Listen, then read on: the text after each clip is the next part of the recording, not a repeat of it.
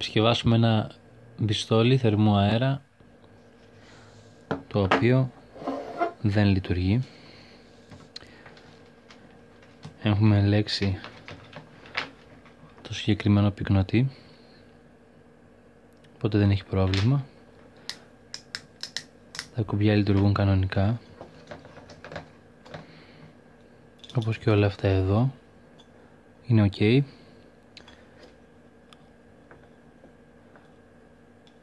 Και το μοτέρ το συγκεκριμένο λειτουργεί.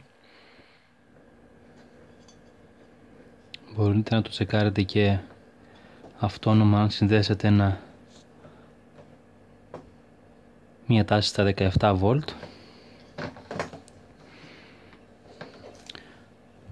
Παρατηρώντας εδώ τη φυσούνα, αν την ανοίξουμε βλέπουμε το σπιράλ, το οποίο δεν έχει κοπεί σε κάποιο σημείο. Αυτό είναι καλό σημάδι. Και έχουμε καταλήξει με το πολύμετρο ότι η θερμική αντίσταση έχει το πρόβλημα.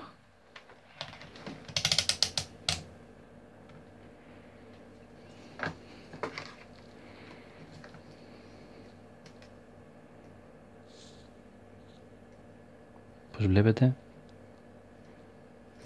έχει το πρόβλημα.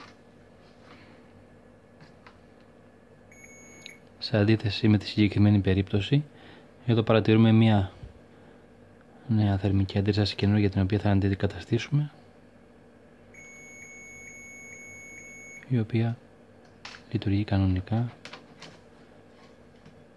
σε σύγκριση με αυτήν εδώ.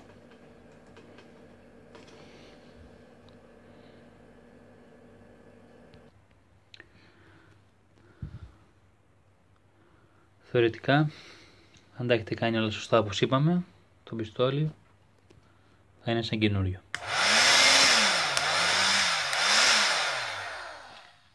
Καλή επιτυχία.